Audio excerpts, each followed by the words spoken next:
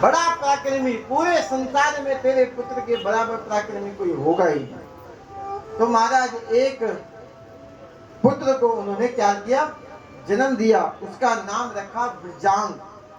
ब्रजांग ने जो है देवताओं से युद्ध किया, देवराज इंद्र को खूब मारा पीटा। देवराज इंद्र को छुड़ाने के लिए कि भैया ये तो मार देगा, क्या कर देगा, मार देगा, इसको बचाना पड़ेगा। भगवान श्री ब्रह्मा जी भी चले गए, सबने रोका ब्रजांग को, भैया मत कर, मर जाएगा भैया, क्यों ऐसा कर रहा है, अपराध हो जाएगा तुझसे, मत कर ऐसा। तो आज ब्रजांग को जो है सुंदर उपदेश ब्रह्मा जी ने दिए। ब्रह्मा जी के उपदेशों को सुन करके उसने देवताओं के ऊपर अत्याचार करना छोड़ दिया। ब्रजांग की सुंदर स्त्री, उनका विवाह हुआ। उनका जो विवाह हुआ वो हुआ वरांगी के साथ।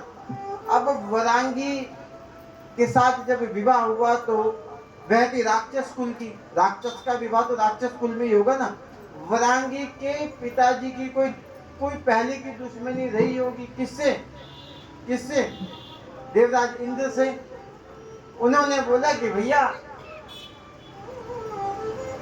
मैं आपसे एक वरदान चाहती हूँ, मेरे पतिदेव, मैं आपसे क्या चाहती हूँ, वरदान चाहती हूँ कि हम दोनों के मध्य से एक ऐसा पुत्र उत्पन्न हो जो संपूर्ण मानव जाति में हाहाकार मचा दे, संपूर्ण देवलोक में, संपूर्ण क्या, देवलोक में सुंदर अपना स्थान बना ले, और देवराज इंद्र को खदेड़ खदेड़ करके उससे इंद्र आसन छीन ले। ऐसा पुत्र अगर हे पति देव आप मुझे दे सकते हो तो आपकी बड़ी कृपा मेरे ऊपर हो। कहा जैसी भावना मन में रहती है वैसी संतान भी होती है। संतान भी जो है कैसी होती है, जैसी भावना मन में आपके होती है। आपके मन में अगर अच्छी भावना है, चाहते हो कि प्रभु भक्त पैदा हो घर परिवार में, तो कहा कि जो है वैसा आचरण, वैसा मनन, वैसा चिंतन भी आपको करना चाहिए। गलत सोचोगे, गलत खाओगे, गलत पियोगे, महाराज वह और कुछ नहीं, ये क्या बच्चों के विचारों में इसका प्रभाव पड़ता है।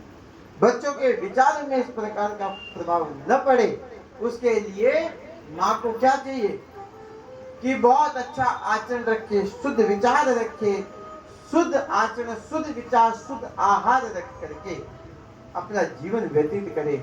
तब जाकर के एक ऐसी संतान उत्पन्न होती है जो आपके कुल खानदान का नाम भी रोशन करती है और आपके पूर्वजों को भी तार देती है, आपके जन्म जन्मांतर के पापों को भी नष्ट कर देती है।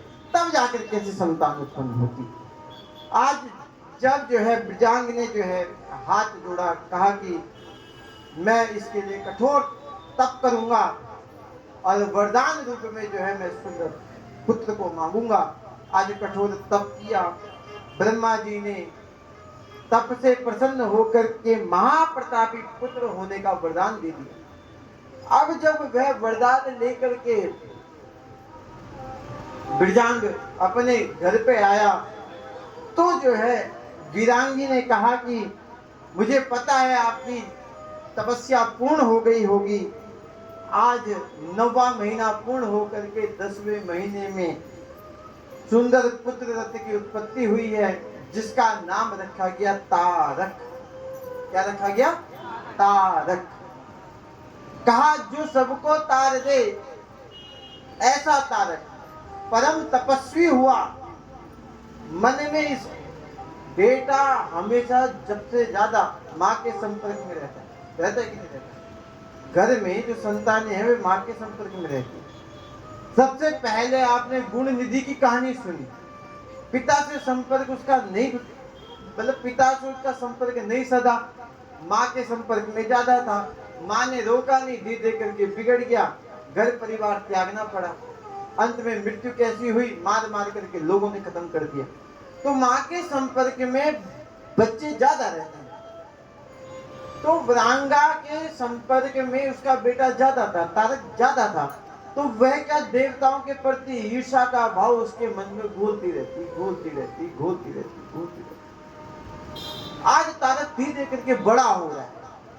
जैसे जैसे उसका कद बड़ा हो रहा है वैसे वैसे पराक्रम भी बढ़ रहा है, वैसे वैसे शक्ति भी बढ़ रही है, वैसे वैसे बुद्धि भी बढ़ रही है, वैसे वैसे अभिमान भी बढ़ रहा है, वैसे वैसे प्रतिशोध की अग्नि भी बढ़ रही है। का ऐसा स्वभाव, उसका क्रूर स्वभाव हो गया कि विचार किया कि मैं अपने बल पराक्रम से तो देवताओं को नहीं हरा पाऊंगा, हम मैं जा करके जो है खूब तपस्या करूंगा, वरदान मांगूंगा, वरदान मांग करके तब देवताओं के ऊपर क्या करूंगा, चढ़ाई करूंगा। आज महाराज 100 वर्ष तक इन्होंने सुंदर तपस्या करी, खड़े खड़े 100 वर्ष उन्होंने एक पैर पे, 100 वर्ष अंगूठे पे, 100 वर्ष जल पे, 100 वर्ष बिल्कुल बर्फ की सिल्ली पे खड़े होकर, 100 वर्ष अग्नि के ऊपर खड़े होकर के तपस्या करी। ब्रह्मा जी महाराज सोच रहे हैं ये चेला तो पक्का है, पर ये मांगेगा भी साधारण चीज नहीं है, ब्रह्मा जी को पता है। क्या करें? इसकी तपस्या से पूरे ब्रह्मांड में ऐसा ताप उत्पन्न हो गया कि सारा ब्रह्मांड जलने को तैयार है। देवलोक में भी इतना, सारे देवताओं को ऐसा लग रहा है मानो कि कहीं ऐसी अग्नि प्रज्वलित हो रही है कि ये सारा देवलोक जला देगी। तप में इतनी ज्यादा, बहुत लंबे समय तक आप क्या करोगे, तप करोगे तो आपके चेहरे पे भी वो तेज निकलने लगता है। बहुत ज्यादा तप कर लोगे तो पूरे शरीर में से तेज निकलने लगता है। बहुत ज्यादा तप कर लोगे तो ब्रह्मरंध्र फट जाता है।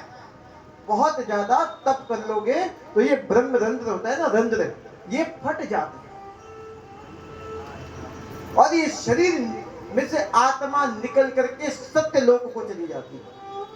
कहा आज उस तारक ने उस हद तक तपस्या करी, नहीं ब्रह्मा जी उत्पन्न हुए, हथेली पे, एक हथेली पे खड़े होकर के तपस्या करी, सर पे खड़े होकर के तपस्या करी, जलपान त्याग करके पानी त्याग दिया, अब हवा को पी पी करके तपस्या कर रहा है।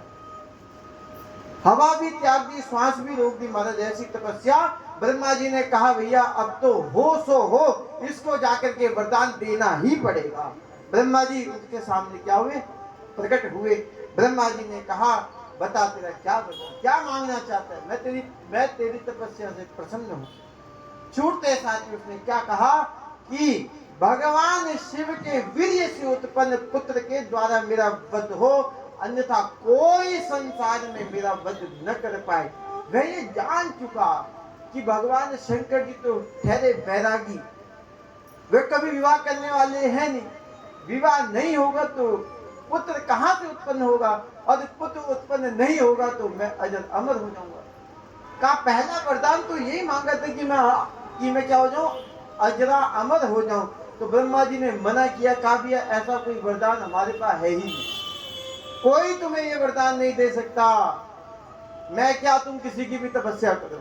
तो बोला अच्छा ठीक है, शंकर जी के वीर्य से उत्पन्न पुत्र से मेरा संहार हो, अन्यथा पूरी सृष्टि में कोई भी मुझे मार न पाए। ऐसा वरदान जब जो है मांगा तो ब्रह्मा जी ने कह दिया तथास्तु।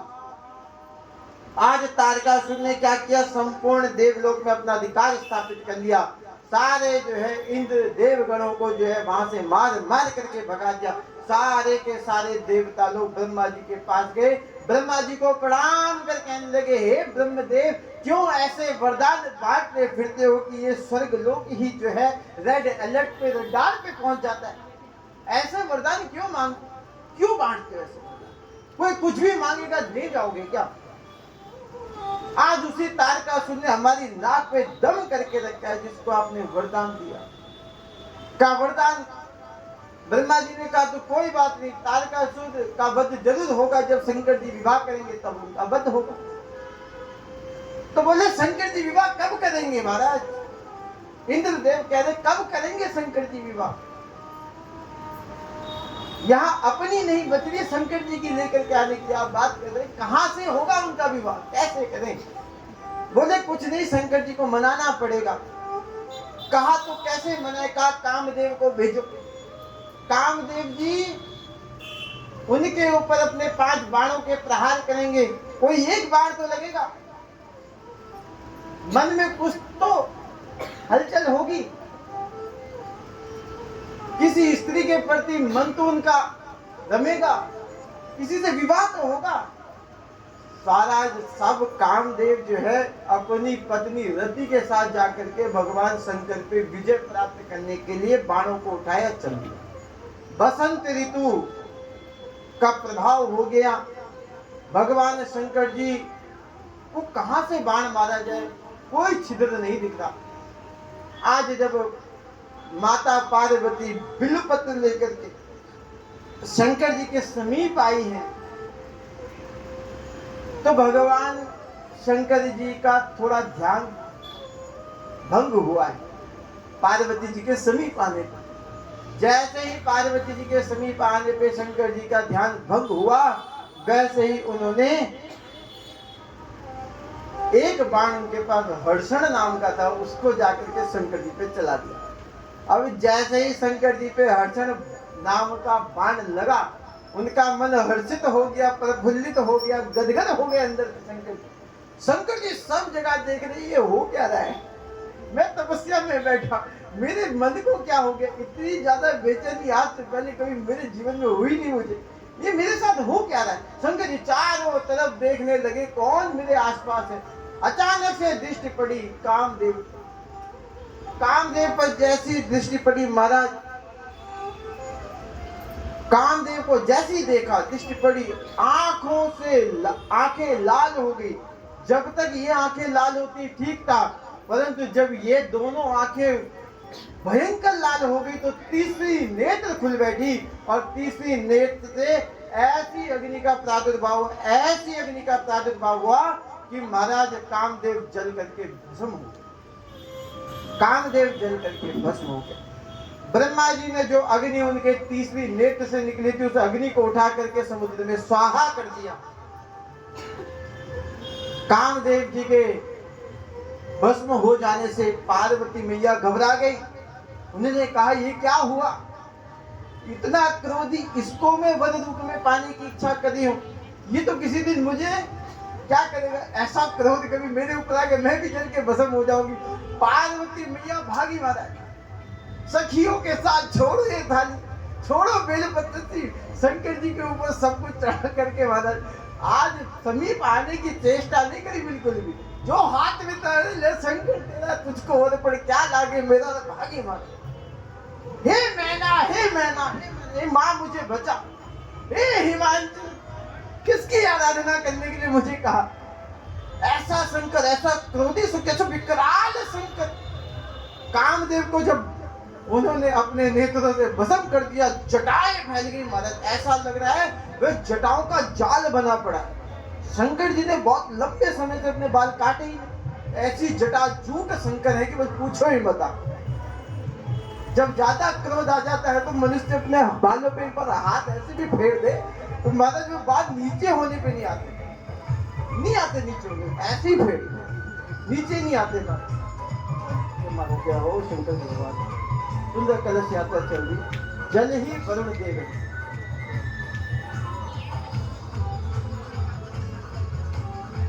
बोलिए शंकर भगवान की जय, राधा कृष्ण भगवान की जय।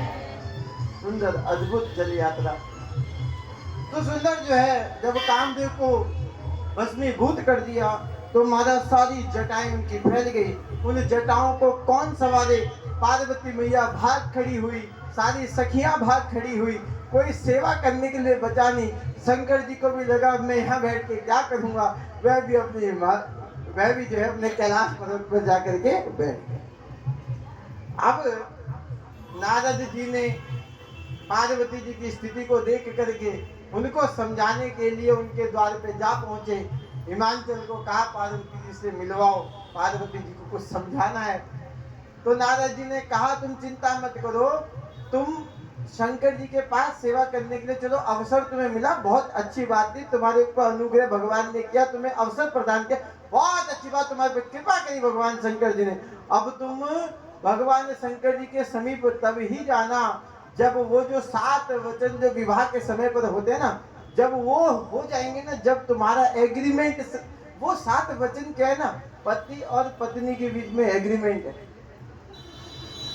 है कि नहीं? वो एग्रीमेंट है।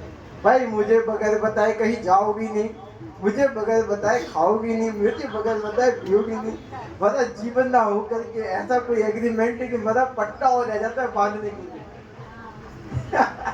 तो इस प्रकार का जो है एग्रीमेंट जब तक न हो जाए, 7 वचन न हो जाए, 4 वचन तुम शंकर जी से न ले लो, तब तक जो है शंकर जी के समीप मत जाना। केवल एक मंत्र दे रहा हूं, उसका क्या करना, जाप करना। ओम नमः शिवाय, ओम नमः शिवाय, ओम नमः शिवाय, ओम नमः शिवाय। केवल इस मंत्र का जाप करते हैं ना, भगवान शंकर जी तुम्हारे ऊपर अनुग्रह करेंगे, तुम्हारे ऊपर कृपा करेंगे। चिंता बिल्कुल मत करना, शंकर जी कृपा जरूर करेंगे, विश्वास मत हार जाना। कई बार होता है ना, भगवान की पूजा करते करते भक्त विश्वास हार जाता है। इस कारण से भगवान कई बार कहे कि ये मान लो कि आपकी परीक्षा भी ले रहे होते हैं, तो आप अगर उस समय पे अपना धैर्य खो बैठे, क्या पता शंकर जी उसी समय माता पार्वती को पकड़ करके ये कहते कि हाँ ठीक है, मैं तुझे अपनी पत्नी के रूप में स्वीकार करता हूँ। क्या पता ये कह देते, पार्वती मैया वहां भाग खड़ी हुई, मतलब भैया ऐसा विकराल, ऐसा दूल्हा, भगवान बचाए माता। तो कहा कि भगवान आपकी परीक्षा ली। क्या करते हैं, परीक्षा लेते कि भैया कि आपके अंदर कितना धैर्य, कितना पेशेंस आप रखते हैं, कितना विश्वास आपके अंदर मेरे प्रति है।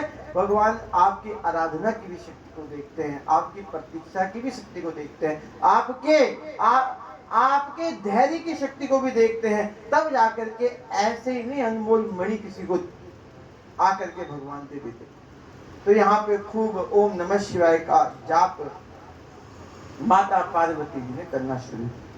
कठोर तपस्या करी, कठोर तपस्या, ऐसी कठोर तपस्या महाराज, जल भी त्याग दिया, फल भी त्याग दिया, अन्न भी त्याग दिया, पत्ते खा करके करी थी, पत्ते भी त्याग दिए, हवा भी त्याग दी महाराज। चराचर संसार की हवा पानी सब बंद हो गए। सारे हिमाचल में हाहाकार मच गया। आज पक्षी भी श्वास लेने में कष्ट पा रहे हैं कि मुझे सांस क्यों नहीं आ रहा। आज सारे ब्रह्मादि देवता भी सोच रहे हैं कि ये सांस क्यों नहीं आ रही। भगवान विष्णु ने कहा कि भैया पार्वती मैया कठोर तप कर रही है, अपनी श्वास को उन्होंने रोक दिया है, और जब कर रही है ओम नमः शिवाय, ओम नमः शिवाय, हरे हरे भोले नमः शिवाय, ओम नमः शिवाय, ओम नमः शिवाय, हरे हरे भोले नमः शिवाय, ओम नमः शिवाय, ओम नमः शिवाय, हरे हरे भोले नमः शिवाय, ओम नमः शिवाय, ओम नमः शिवाय, हरे हरे भोले नमः शिवाय। गंगा धराए शिव गंगा धराए, हरे हरे भोले नमः शिवाय। गंगा धराए शिव गंगा धराए, हरे हरे भोले नमः शिवाय। दक्षेश्वराय शिव दक्षेश्वराय, हरे हरे भोले नमः शिवाय। दक्षेश्वराय शिव दक्षेश्वराय, हरे हरे भोले नमः शिवाय। ओम नमः शिवाय, ओम नमः शिवाय, हरे हरे भोले नमः शिवाय। ओम नमः शिवाय, ओम नमः शिवाय, हरे हरे भोले नमः शिवाय। ओम नमः शिवाय, ओम नमः शिवाय, हरे हरे भोले नमः शिवाय। शिव बिल्वकेश्वराय शिव बिल्वकेश्वराय, हरे हरे भोले नमः शिवाय। शिव बिल्वकेश्वराय शिव बिल्वकेश्वराय, हरे हरे भोले नमः शिवाय। नमः शिवाय, ओम नमः शिवाय, हरे हरे भोले नमः शिवाय। ओम नमः शिवाय, ओम नमः शिवाय, हरे हरे भोले नमः शिवाय। ओम नमः शिवाय, ओम नमः शिवाय, ओम नमः शिवाय, ओम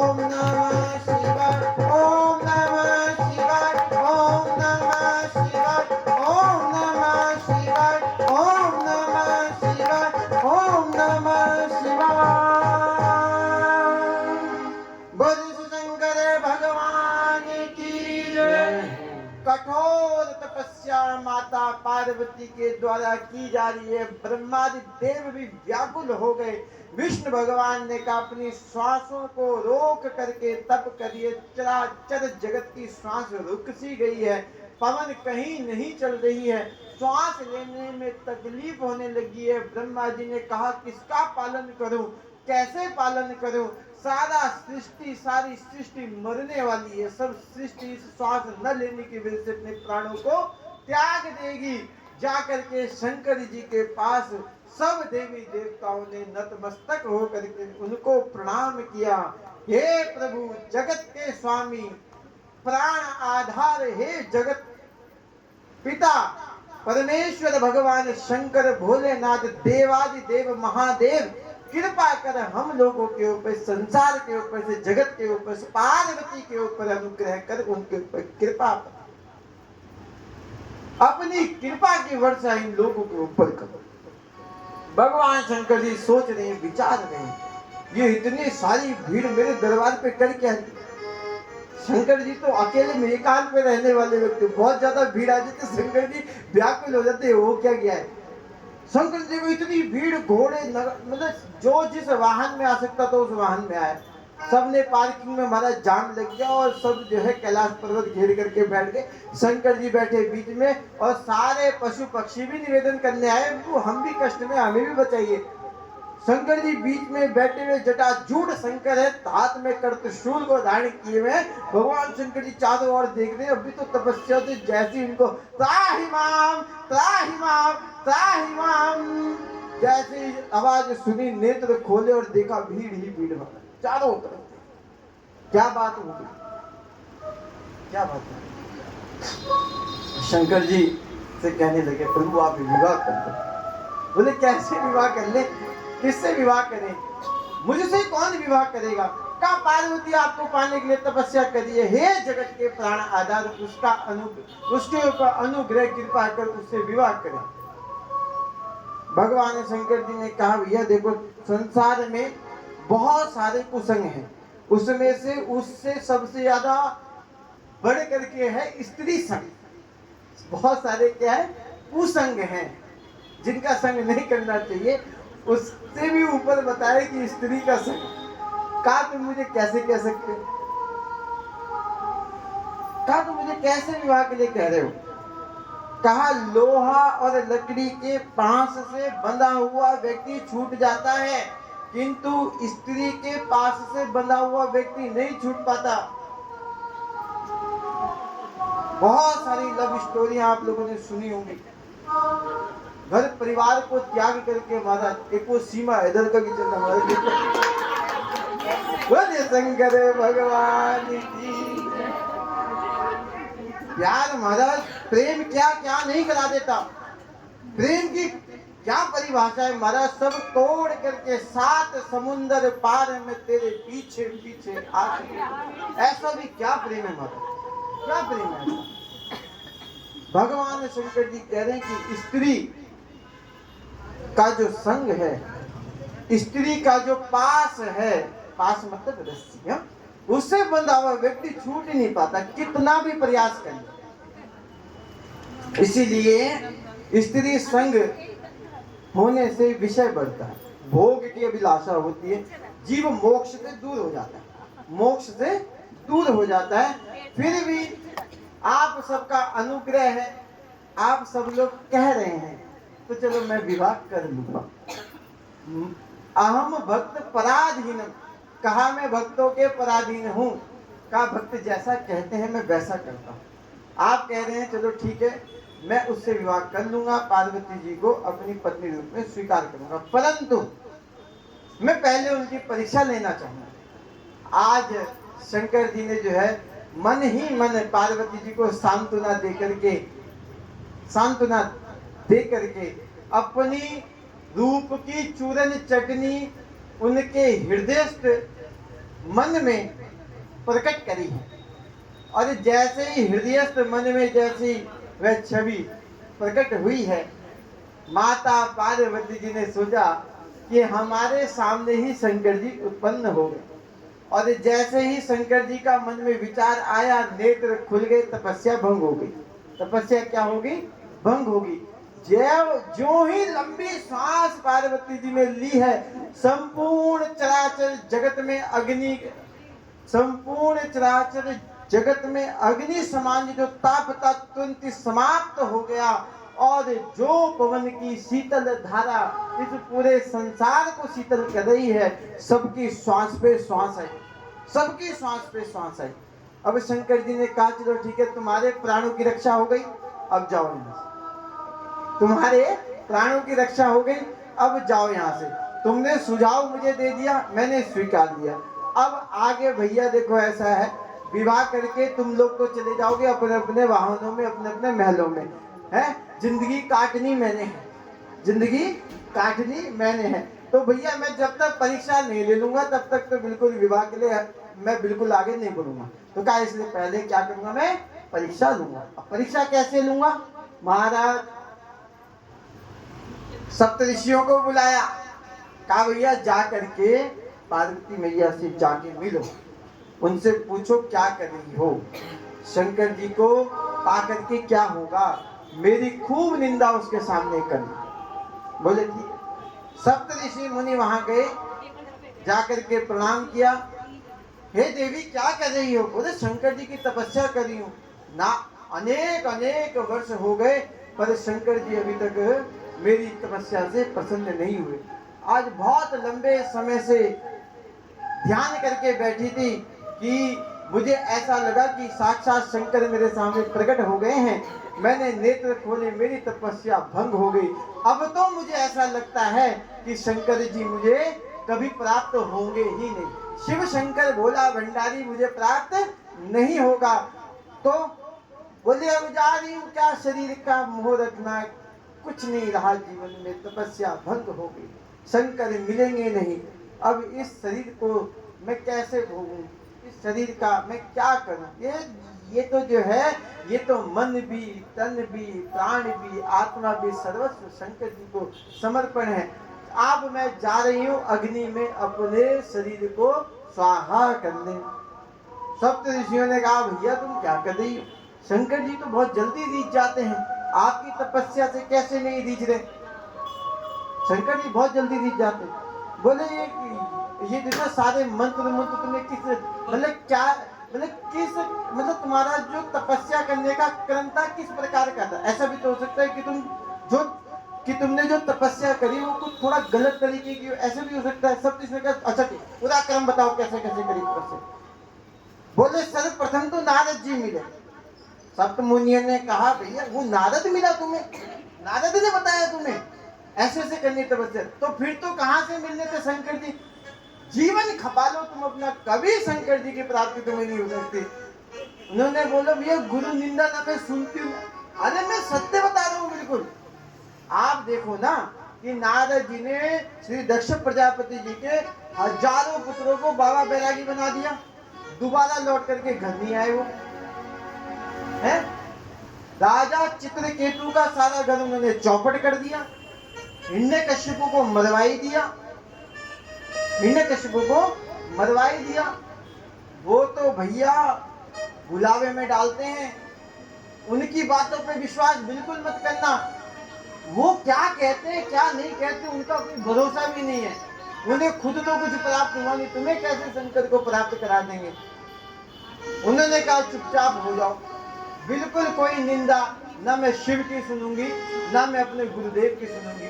गुरु मंत्र जो मुझे मिला है उसका मैं निष्ठा से जाप कर रही थी और उस पर मुझे पूर्ण विश्वास है। तो पूर्ण विश्वास तो तब करो ना, अग्नि में क्यों जा रही हो? उन्होंने कहा मुझे आपसे बात ही नहीं करनी। अच्छा शिव के साथ आप शिव जब आपके सामने आ जाएंगे तो क्या मांगोगी?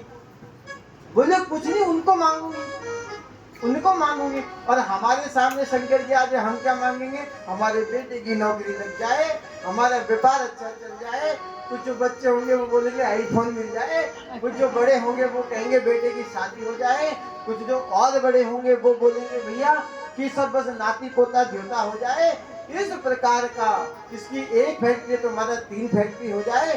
कामना संसारिक होगी तो परमात्मा भी आकर के क्या करेंगे हमारे, परमात्मा भी आकर के क्या करेंगे। इसीलिए सनकार इसीलिए सप्त मुनियों ने पूछ लिया कि एक बार पूछ लेता हूं मैं कि कामना क्या है शंकर जी ने। अब बोले किंतु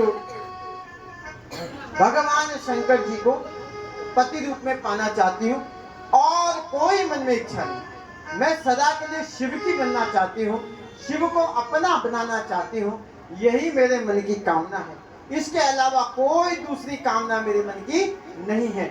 मुझे शंकर जी से कुछ नहीं चाहिए। शंकर जहां रखेंगे मैं वहां रहूंगी, शंकर जी जहां रखेंगे मैं वहां रहूंगी। किंतु सती जी को दोष लगा करके कहा कि शंकर जी तो इतने निर्दयी हैं, आपको पता है इससे पहले उनका एक विवाह हो चुका, इससे पहले उनका एक विवाह हो चुका। बोले मुझे कोई फर्क नहीं पड़ता। अरे विवाह तो किया सो किया, अपनी पत्नी का त्याग कर दिया। सती को कहा भैया मुझे कोई मतलब नहीं, समाधि लगा करके बैठ गए। कितने हजारों साल तक उन्होंने समाधि में रहे। उसके बाद वो जो थी उनकी अर्धांगिनी थी, पत्नी की सती, जाकर के अग्नि में कूदना पड़ा उसे। आज ही जाकर के कूद जाओ, बाद में कूदना है, आज जाके क्या शंकर जी को प्राप्त करने के लिए क्या ये सब करिए। सारे ऋषि मुनि कह रहे हैं शिव तो ठहरे सन्यासी, शिव तो ठहरे सन्यासी, हरि और पछताओगी, शिव तो ठहरे सन्यासी, गौरा पछताओगी, शिव तो ठहरे सन्यासी, गौरा पछताओगी। हाँ शिव तो ठहरे सन्यासी, गौरा पछताओगी। भटकोगी वन वन में घर नहीं पाओगी, भटकोगी वन वन में घर नहीं पाओगी, भटकोगी वन वन में घर नहीं पाओगी, भटकोगी वन वन में घर नहीं पाओगी। शिव तो ठहरे सन्यासी, शिव तो ठहरे सन्यासी, गौरा पछताओगी, शिव तो ठहरे सन्यासी, गौरा पछताओगी। गौरा तेरे दुल्हे का घर ना दुहरिया, गौरा तेरे दुल्हे का घर ना दुहरिया। ऊंचे ऊंचे पर्वत पे कैसे रहोगी, ऊंचे ऊंचे पर्वत पे कैसे रहोगी। शिव तो ठहरे सन्यासी, हाँ जी शिव तो ठहरे सन्यासी, हाँ गौरा पछताओगी, शिव तो ठहरे सन्यासी, गौरा पछताओगी। गौरा तेरे दुल्हे की माना बहनिया, गौरा तेरे दुल्हे की माना बहनिया, गौरा तेरे दुल्हे की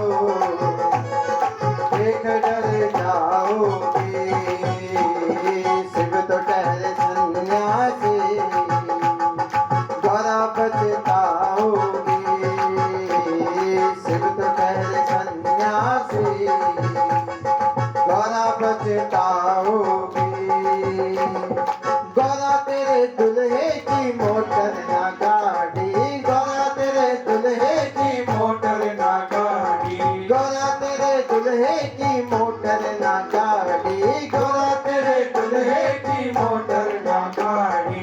बूढ़े बैल नंदे पे, हाँ जी बूढ़े बैल नंदे पे कैसे चढ़ पाओगे, बूढ़े बैल नंदे पे कैसे चढ़ पाओगे, शिव तो ठहरे सन्यासी, गौरा पछताओगे, शिव तो ठहरे सन्यासी, गौरा पछताओगे, शिव तो ठहरे सन्यासी, गौरा पछताओगे, गौरा तेरे दुल्हे का घर ना दुहरिया, गौरा तेरे दुल्हे का घर ना दुहरिया, गौरा तेरे दुल्हे का घर ना दुहरिया, गौरा तेरे दुल्हे का घर ना दुहरिया।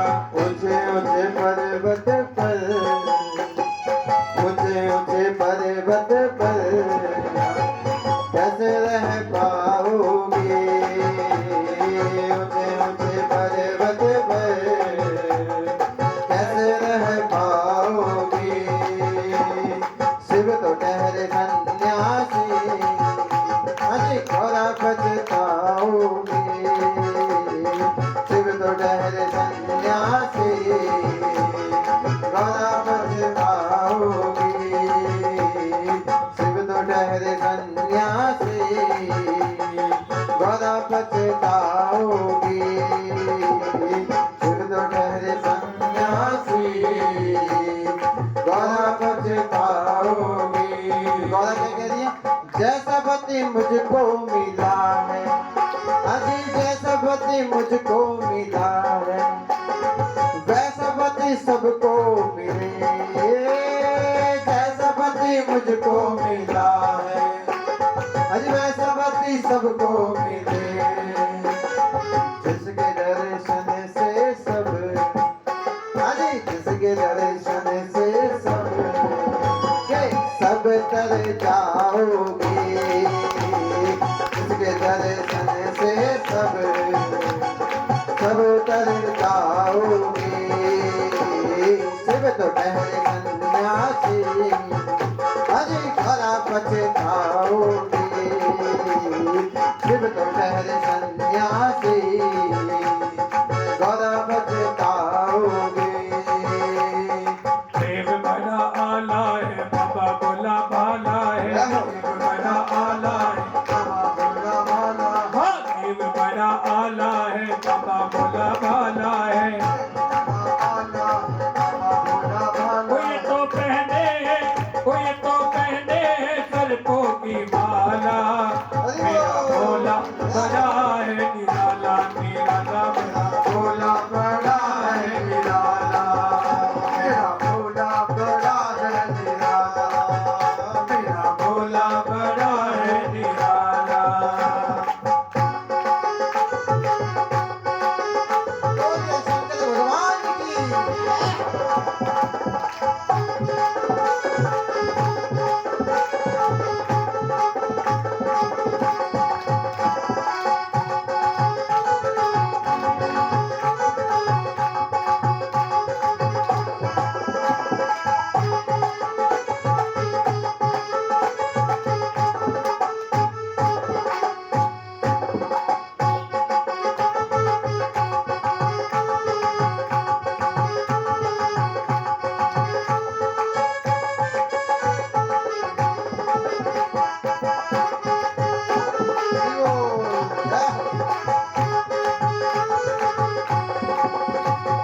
तन पे विभूति है, माथे पे चंदा, विभूति है माथे पे चंदा, इनकी जटाओं से बहती है गंगा, इनकी जटाओं से बहती है गंगा, तन पे विभूति है, माथे पे चंदा, तन पे विभूति है माथे पे चंदा, इनकी जटाओं से बहती है गंगा, इनकी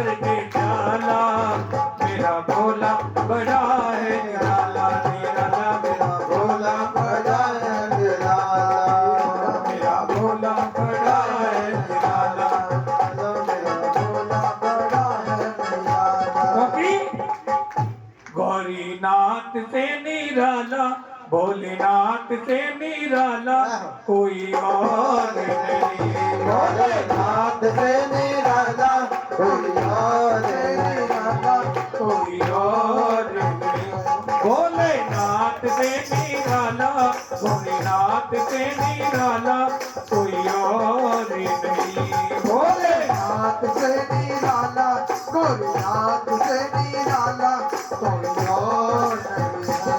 वो ऐसा डमरू बजाने वाला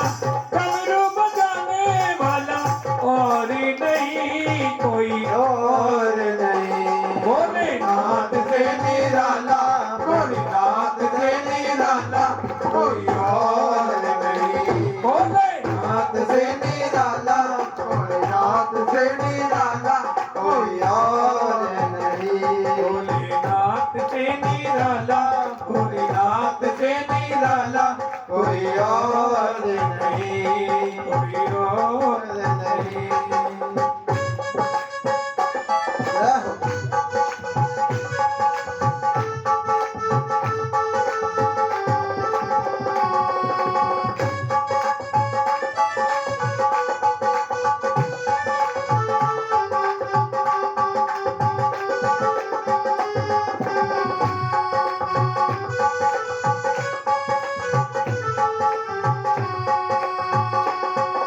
डम डम शिव का डमरू बोले अगमन गम के भेद ये खोले अगम निगम के भेदी बोले अगम निगम के भेदी बोले डम डम शिव का डमरू ढोले अगमन गम के भेद ये खोले अगम निगम के भेदी खोले अगम निगम के भेदी खोले ऐसा डमरू बजाने वाला और नहीं कोई और नहीं भोलेनाथ से निराला भोलेनाथ से निराला कोई और नहीं भोलेनाथ नाथ से निराला भोलेनाथ से निराला कोई और नहीं भोलेनाथ से निराला भोलेनाथ से निराला कोई और नहीं भोलेनाथ से निराला कोई और नहीं। बोलिए शंकर भगवान की सुंदर पार्वती जी मैया मुस्कुराई, कहा कि देखो चाहे उनकी मोटर है गाड़ी है नहीं है पर्वत में कहीं रहते हैं या किसी भी प्रकार से उनका दैनिक जीवन चल रहा हो, मुझे उससे कोई मतलब नहीं। मुझे केवल शंकर जी से मतलब, जब शंकर जी जीवित हैं तो मैं जीवित रहूंगी उनके साथ। मुझे शंकर जी का संग चाहिए, उसका ऐश्वर्य उसका वैभव नहीं चाहिए। क्या मुझे केवल शंकर जी से मतलब है। हाथ जोड़ करके प्रणाम कहा देखो मुझे क्षमा करना, पर शिव निंदा को सुनना पाप से बहुत ज्यादा बड़ा है, पाप से बहुत ज्यादा बड़ा है शिव की निंदा सुनना। फिर कहा कृपा शांति बनाए रखें, कृपया शांति बनाए रखें। मुझे लग रहा भजन कराने नहीं पड़ेंगे अभी जाकर के बोले शंकर भगवान की। मुझे लगता है कि भाई चलो ठीक है, बहुत देर तक बैठे बैठे आप थोड़ा सा जाम ना हो जाओ, थोड़ा हाथ चलवा लो। तो क्या है कि इससे क्या ना, ये ताली बजाने से क्या होता है, ताली बजाने से रक्त का संचार बॉडी पे बहुत अच्छे तरीके से होता है। तो सुबह सुबह जब आप ये प्रेम नगर वाले उसमें जाओगे ना, बहुत सारे लोग ऐसे ऐसे पीटते थे, ऐसे तालियां पीटते हैं और खूब हा हा हा हा हा हा हा हा